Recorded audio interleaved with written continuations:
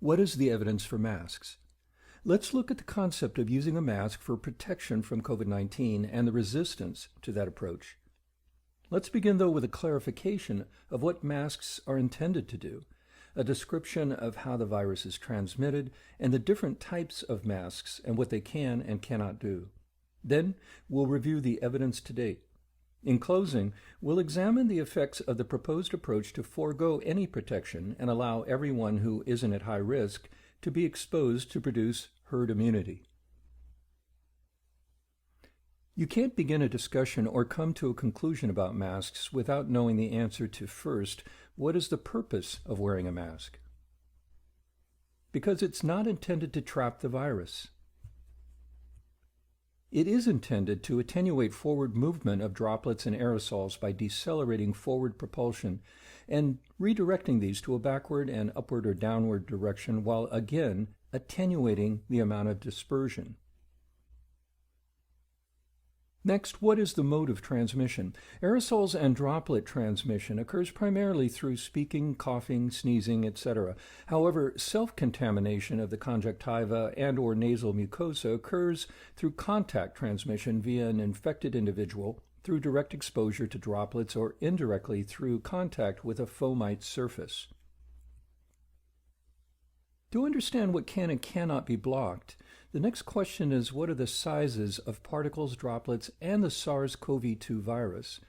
Well, the CoV-2 virus is approximately only 0.1 microns, but virus transmission occurs primarily through transport through large particles and secretions, whether aerosols less than 5 microns or droplets greater than 5 microns, and aerosolized in droplet nuclei, which are around 1 micron, similar to pollen.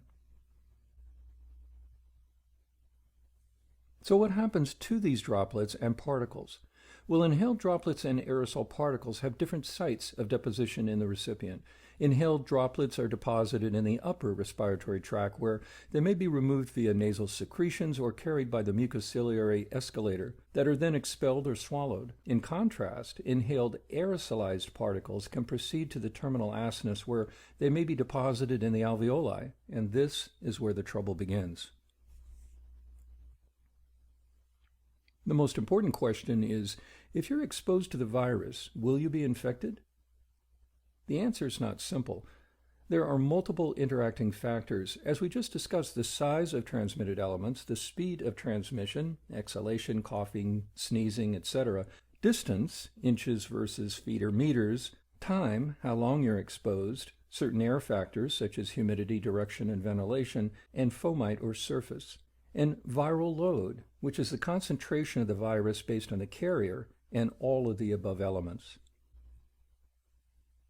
Here's a study with simulations and photographs entitled Transmission of COVID-19 Virus by Droplets and Aerosols, a critical review on the unresolved dichotomy. As we can see here, distance is measured in meters, and generally a meter is approximately 3¼ feet. With sneezing, an aerosol travels over 6 meters, or 19 feet. Large droplets almost as far, but what is different is, being heavier, they fall to the ground. And in B, we see coughing, which is limited to a little over 3 meters or 10 feet, as are large droplets. Now in C, with just exhalation, aerosol travels about 1½ meters, or 4 to 5 feet. Large droplets, about 1 meter, or 3.25 feet. So how much do masks affect this transmission distance? Well, let's start with N95 respirators. It removes 95% of 0.3 micron particles, and some studies have shown the same effectiveness for particles as small as 0.1 microns, so that these are the only masks that could potentially stop isolated viruses versus viruses embedded in droplets and aerosols. And these masks have optional valves, which reduces breathing resistance. However, the valve may allow release of unfiltered air from the individual, which potentially may contain the virus. So what's the difference between a surgical mask and an N95 respirator? Well, surgical masks are thin, but they're fluid resistant, protecting the wearer against large particles. However, it does not protect against any smaller airborne particles. They're loose-fitting, so there could be some leakage around the edges. Now to the more common and controversial homemade and cloth mask. Here is a study that measured their effectiveness. Quote, results showed that loosely folded face masks and bandana-style coverings provide minimal blocking effect for the smallest aerosolized respiratory droplets. Well-fitted homemade masks with multiple layers of quilting fabric and off-the-shelf cone-style masks proved to be the most effective in reducing droplet dispersal. These masks were able to significantly decrease the speed and range of the respiratory jets, although with some small leakage through the mask material and from gaps along the edges. Uncovered simulated coughs were able to travel significantly farther than the currently recommended 6-foot distancing guideline. Without a mask, droplets traveled more than 8 feet. With a bandana, they traveled 3 feet 7 inches. With a folded cotton handkerchief, they traveled 1 foot 3 inches. With the stitched quilted cotton mask, they traveled 2.5 inches. And with the cone-style mask, droplets traveled about 8 inches. So are there any studies indicating a difference in infection rates in areas where masks are used? Well, here are 2 studies that indicate an effect. In this study, mandating face mask use in public is associated with a decline in the daily COVID-19 growth rate by 2 percentage points over 21 or more days after state face mask orders were signed. Estimates suggest that as a result of the implementation of these mandates, more than 200,000 COVID-19 cases were averted by May 22, 2020. And in this comparison study, quote, in countries where cultural norms or government policies supporting public mask wearing, per capita coronavirus mortality increased on average by just 8% each week, as compared with 54% each week in remaining countries. Their conclusions?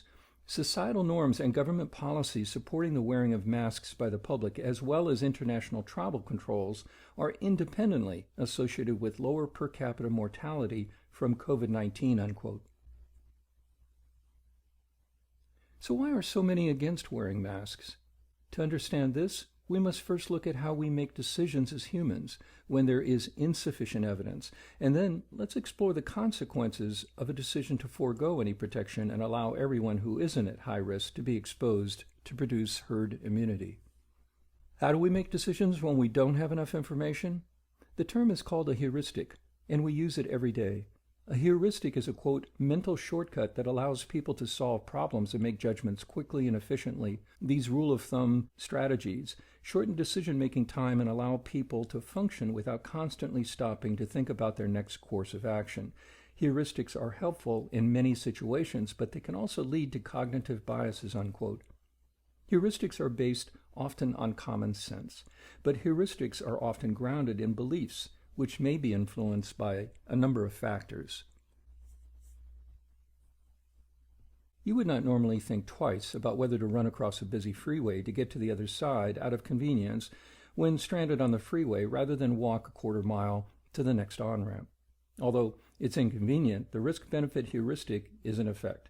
And perhaps you could give an example of someone who had survived running across the freeway, but is that enough to change the common sense heuristic not to? So what's different with masks?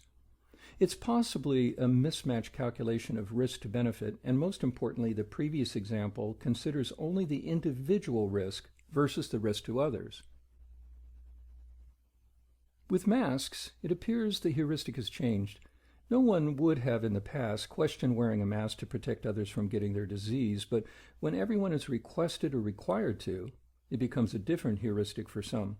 Now it's an inconvenience or a violation of freedom for the individual, and they then use a heuristic approach that says, there's no proof, so why should I have to?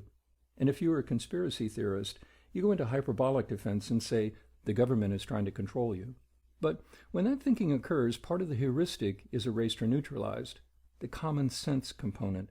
Even though I could rhetorically set up a scenario as common sense proof, if that's your line of thinking, you may still decide to ignore that common sense. Here it is.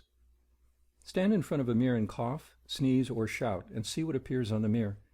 Repeat while holding your shirt over your mouth, or perhaps even a mask. Now what appears on the mirror? And interestingly enough, as we have seen, even though many simulations have demonstrated the significant reduction in aerosol spray when coughing, sneezing, or shouting, it isn't enough if your heuristic is common sense anemic. The government can't make me because it's my right to choose. And masks need to be 100% protective before I'll wear one. Well, let's look at both of these arguments. I often now see on social media posts that the government is gradually stripping away our rights, our freedom, and they're referring to masks. Yep, they started with speed limits, then how much alcohol you could drink when you're driving, then seatbelts, then helmets for motorcyclists, and then they attacked smokers by restricting them to designated only areas. To simply have control?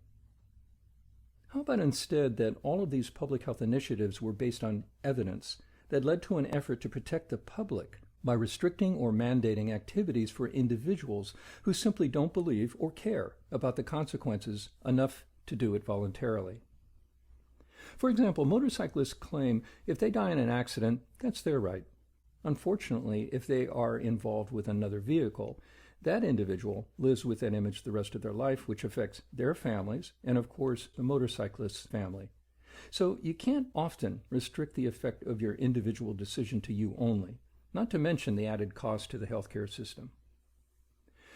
Many of you have never known a time without these restrictions or laws and accept them for what they are, an attempt to save lives and healthcare dollars. But I grew up during these times, and the resistance was as intense as that to mask wearing is now. The difference is the effect of not following the requirement was more often limited to the individual, unlike the spread of an infectious disease. Smokers, for example, claimed they were being targeted. Why? They had no real reason. Their arguments, if it went that far, were that most smokers don't die of lung cancer and that they knew someone, maybe their grandmother, who smoked every day of their life and lived to 92.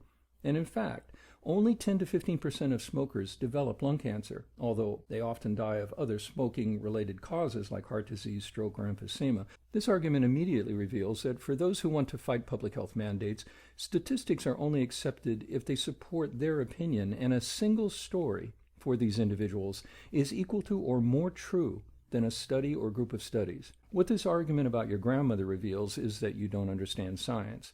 Scientific studies, specifically epidemiological studies, look for the average and range of effect of a risk factor compared to those without that risk factor and the proportion of those in each group who develop the disease. This will average in your grandmother with the vast majority of others who get lung cancer or other cancers.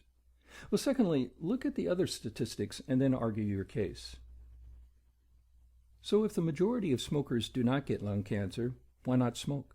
Smoking accounts for 30% of all cancer deaths and 87% of lung cancer deaths. The risk of developing lung cancer is about 23 times higher in male smokers compared to non-smokers, and smoking is associated with an increased risk of as many as 15 types of cancer. Smoking causes millions of deaths worldwide. The bottom line, in the Journal of the American Medical Association in 2008, they found that 64% of nurses who smoked died from smoking-related causes. And you might know one of the 36% who did not. That doesn't change the statistic that the life expectancy for a smoker in the United States is about 64, which is 14 years shorter than the national average. And this doesn't even account for the effects of secondhand smoke, not the choice of the receiver. And here are two more examples of public health initiatives that are required by law: seatbelts and helmets. Let's look at their effectiveness. When used correctly, wearing a seatbelt reduces the risk of fatal injury to front seat passengers by only 45% and the risk of moderate to critical injury by 50%. So that's only at least half, but do we refuse to wear seatbelts?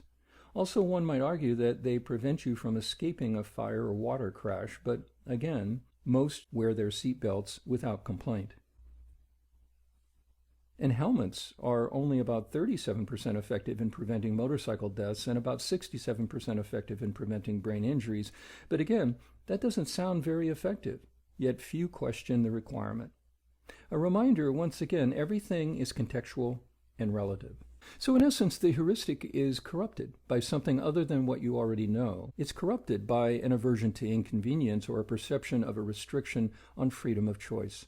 These aren't scientific facts, not evidence. They're behavioral and philosophical. With either of these perspectives, you now have to look for defenses. The first is, it is ineffective because there are no RCTs that prove that. And that is a legitimate concern, but an odd defense if all of a sudden the individual desires scientific proof.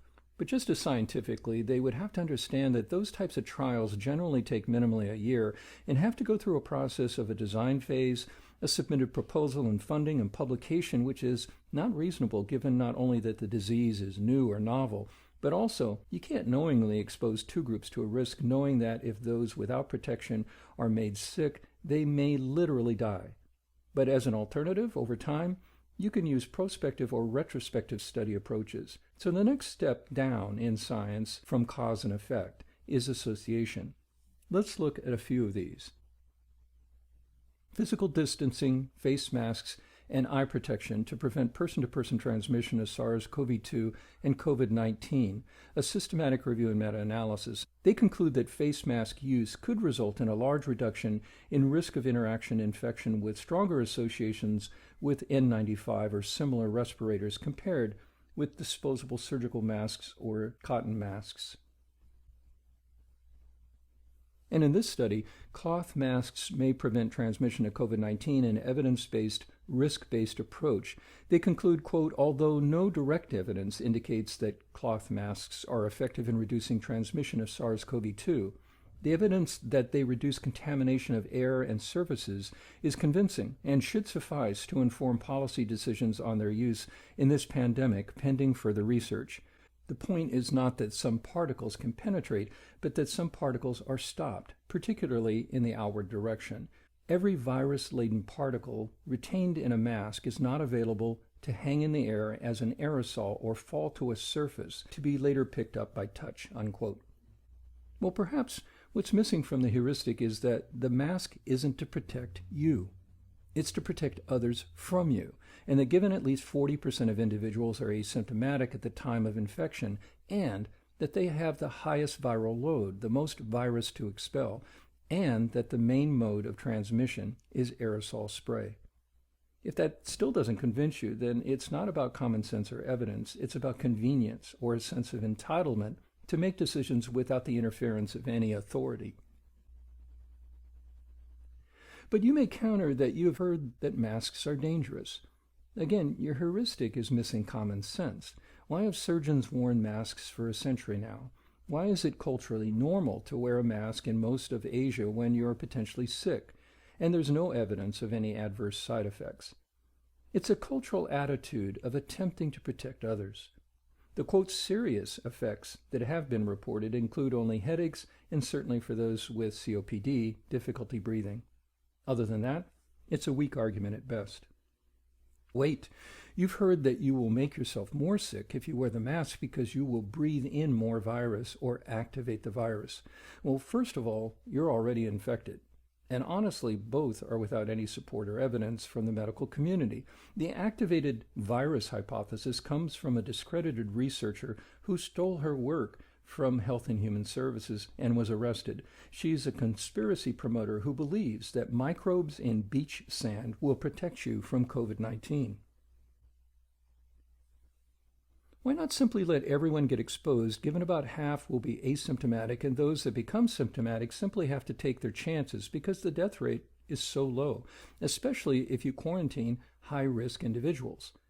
Regardless of a death rate, which is a reflection of what percentage of individuals die from the disease, which is affected by how many people have the disease, which is affected by how many are tested, for millions of individuals, this could be a low death rate, but a high fatality number. So the human equation must also include how many people actually died. And as of today, it's over 180,000, and it's projected to be over 225,000 by year's end. And remember, the flu kills on average 40 to 60,000 individuals, and that's over a full year, not over 8 months. You counter with this with the suspicion that the number is inflated because you've heard hospitals are supposed to list COVID-19 as the cause of death if someone dies and has tested positive. And this is partially true, which is if they have had a predisposing condition and have had COVID-19 and die of respiratory failure or sepsis, the proximate or immediate cause is COVID-19. Ask yourself, do you think that the individual with that disease, say COPD or congestive heart failure or some immunological disease, would have died if they had not been infected with COVID-19, or that COVID-19 played no part in their death? I think you know the answer. So this is not a reasonable argument. But let's give it a try. The big experiment. At least that's what the most recently appointed medical doctor to the coronavirus task force wants us to do. Well, first recognize that the two leading infectious disease experts who contradicted or criticized the current administration's approach have been neutralized and replaced with a sycophant. He feels that everyone who isn't at high risk should be exposed to increased herd immunity, and because very few children die from COVID-19, we could end the lockdown approach. Let's look at the consequences of what appears to be a rational approach. Let's first calculate how many individuals in the U.S. would qualify for being at high risk. Well, we'd have to start with seniors, of course, and when we look at the other predisposing factors of getting the disease and having a worse outcome, we have to include being obese, having diabetes, having COPD, and having cardiovascular disease. Of course, this overlaps with the senior groups, so we need to subtract that out of each of these groups, and even some overlap for each group itself, meaning you could have not only a senior with diabetes, but also likely a senior with diabetes who's overweight or obese. Still, the approximation is likely close. Here we see that there are 55 million seniors in the U.S., 70 million obese, 34 million diabetics, and 16 million with COPD. But we have to subtract out the seniors. So for obesity, we subtract out 11.5, for diabetes, 14, for COPD, 8. This leaves us with 60 million obese adults who are not seniors, 20 million diabetics who are not seniors, and 8 million patients with COPD who are not seniors, for a total of 88 million. And now we add in the count for the seniors, 55 million, for a total of 143 million. That's about 44% of the U.S. population. Of course, this doesn't include the poor, those with no access, those with immune disorders, those immunocompromised due to medications like corticosteroids, TNF inhibitors, chemotherapy, anti-rejection meds, etc. But of course, this partially overlaps with the other groups. But given that the total of approximately 143 million would be in lockdown, how do you achieve herd immunity, which generally requires 90 to 95% exposure? At best, it would be 50%. And now, how long would it take for everyone to be exposed and develop the disease? So let's summarize. We know that the purpose is to protect each other from unknowingly spreading the virus because a significant percentage of infected individuals are asymptomatic, carrying the highest viral load. The evidence first is simply the heuristic of past experience and that of common sense that if you obstruct airflow, it will decrease forward movement. And the studies simulating these effects with or without masks have shown the assumption to be true. These are studies that show use of masks decrease the spread, examined here in the U.S. and in various countries. And although we didn't have time to discuss face shields, we can't ignore the other form of transmission, and that is being exposed to droplets through close proximity at a distance closer than a few feet, or exposure through contact with a fomite and then touching our face or eyes. This makes face shields an obvious need for those in close contact, so chiropractors literally need to protect themselves and then indirectly their patients by wearing a face shield when adjusting their patients. And finally, we know that the argument of the government not having the authority to enact public health initiatives that are enforceable laws is nonsense when we look at speed limits, seatbelts, helmets, and smoking bans, among others. All a restriction and control of individual behavior, but all in the interest of protecting others. For those against masks, imagine how you would protect your family from a threat, even if that protection approach, like boarding up your windows, might have an effect, but wouldn't guarantee protection. You're restricting your family's movements, their freedom, in an attempt to potentially protect them. Now, substitute you with the national public health community and substitute your family for the whole of our population and the population of the world. The public health community looks to a broader family.